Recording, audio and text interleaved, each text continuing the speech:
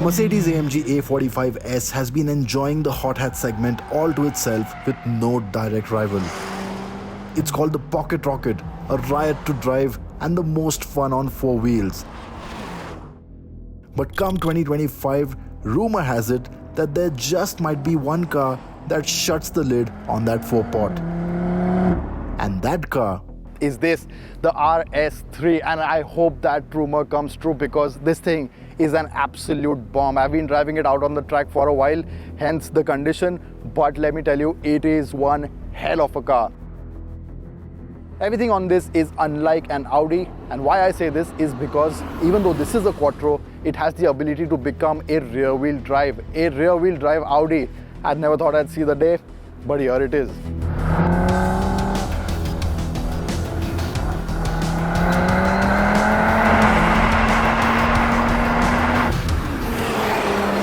A car like the RS3 deserves a proper playground to showcase its talents, and in this case, the setting couldn't be more right. A tight and technical track in the north of Spain with some rainfall as well. This is what I'm talking about.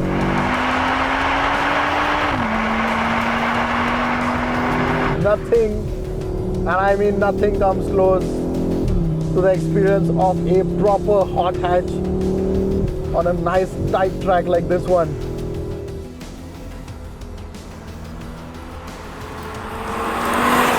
Of course, the hero has to be the 2.5 litre 400 horsepower 5-cylinder engine. Just so unique when everyone's moving to downsizing. That sweet, sweet exhaust note.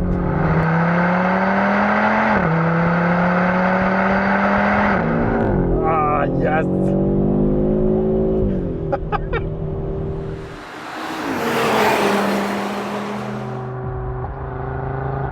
And it's not like the engines just sound sweet. There is plenty of poke, especially in the performance mode. The engine makes power from early on, and there is a strong pull soon after, allowing it to race past the mid-range. 0 to 100 kph takes just 3.8 seconds, but this RS is all about the corners and handling with some very strong merits. The RS3 also holds the record for the Nürburgring. 7 minutes 33 seconds. That is mighty fast than its predecessor, but more importantly, compared to the AMG A45, it is 15 seconds quicker. 15 seconds is like a lifetime on a racetrack. And what makes it possible despite its power deficit to the Merc is the extremely clever tech that hides under the skin. A new torque vectoring system that allows for variable torque on the rear axle. And before you wonder if this is engineering explained, it's not. What the RS3 does essentially is send power to the rear wheels and split it depending on which wheel needs it more. Taking help from the steering angle, throttle position, wheel speed sensor and the handling gods, it just refuses to understeer. As a result, corner entry is improved and it rotates better around its axis. The end result? Laps with surgical precision no matter how sloppy you are. But if being sloppy is what you want, there is a bigger party trick to the RS3, the RS Torque Rear mode. What that does basically is turn this Quattro RS3 into a rear-wheel drive car. It will send 100% of the torque to the rear wheels. And as and when whichever wheel needs it, it can send up to 1,750 Nm on a single wheel. Complementing this hooligan behavior is the 7-speed dual-clutch gearbox that is rapid to shift and performs very well in manual mode via the pedals. Take the corner, jab at the accelerator, and you can feel it working. You can feel the tech doing its thing. And because it's German, probably abusing you. Not driving the car the way it's supposed to be driven. Now, of course, it's a whole lot of fun on the track. It is an RS after all, but how is it away from the smooth racetrack asphalt?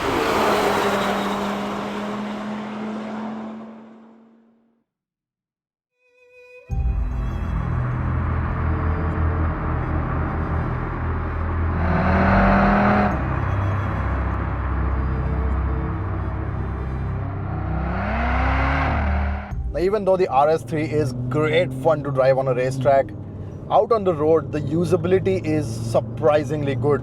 For one, the ride quality. With a car like this, and my direct reference here is the AMG A45S, which is very, very stiff and very firm out on the road. This thing feels a lot different. And I'm in dynamic mode right now, which means the firmness of the suspension is right up there. The chassis is nice and taut as well.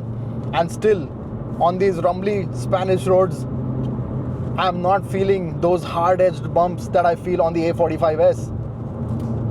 And then, of course, you have the Quattro. This thing is just magic. It is so light and nimble and agile. It is incredible how good this is to drive. At low speeds, the engine masks its dastardly nature under a sleek suit, but open the tap even slightly and it reveals the dagger. And the sound. Very few cars sound like a 5-cylinder engine. And it is a very sweet sound, especially in the mid-range. Around 3,500, 4,000, you have that nice rumble. You can just switch to manual mode for that extra bit of control. And you get nice pops and bangs as well. Ground clearance is something we could not test since not even the worst roads in Spain can match the talent we have back home. But with no lift function, I'm guessing this is going to be slow crawls over speed bumps.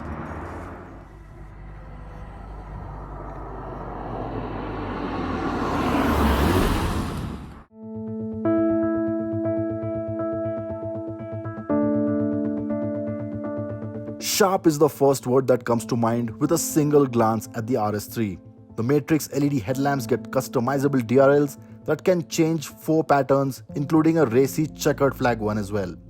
The grille is a typical trapezoidal, finished in gloss black.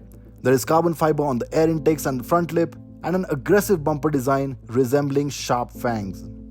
Over to the side, the 19-inch wheels look stunning, and wrapped around them are Pirelli P0Rs for the best grip. The fenders are also flared and get vents near the bottom to relieve pressure from the wheel well and for better aero. There is carbon fiber on the side skirt and ORVMs, and the 3-box design looks superbly proportioned. At the rear, the most shouty bit, pun intended, are the twin oval exhausts tucked under a diffuser, which also gets some carbon fiber, and yes, there is a spoiler too. Safe to say, as a looker, the RS3 is impressive. The typical subtlety of an Audi with just the right amount of crazy for the RS badge. Now into the Audi RS3, and it is a snug fit primarily because what you get here are bucket seats, carbon fiber bucket seats, and the bolstering and the support is absolutely incredible. However, it's not uncomfortable because you have a decent amount of cushioning as well. Other things, the steering wheel, all new. You have flat at the top, flat at the bottom, a very racy look, perforated leather. You have these 2 buttons, one for your performance mode, one for the RS mode, which you can customize in the screen. You have these haptic touch features here as well. Instrument cluster is fully digital like you see on other Audis. And if you see the overall layout, it's very simple and basic. Basically, they don't want you to be distracted from the joy of driving. No dual screen layout here, so everything is very clean. You have a basic touch screen for other functions, and you have physical buttons for your HVAC and for your other controls like traction control, drive select, a wireless charging pad as well, 2 Type-C ports, and you also have a drive selector but no Tiptronic function. That's alright because you get nice metallic paddle shifters, and that means this place is really nice. You're seated nice and low, and the feel of this is that of a small go-kart. For more comfort, you can opt for the standard sports seat, and when it comes to the features, there is plenty on offer.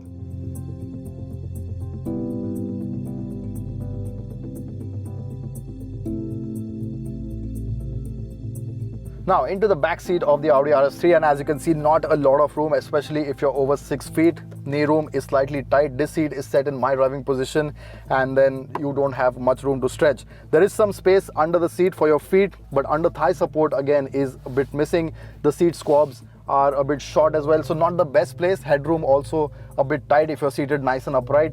You get a center armrest. with 2 cup holders, so you can spend short drives in here, no problem. You have AC vents as well, 2 Type-C ports, and a big transmission tunnel in the center, so center passengers will be uncomfortable. However, short drives, like I mentioned, wouldn't be a problem, but you're going to be wanting to get into the driver's seat all the time.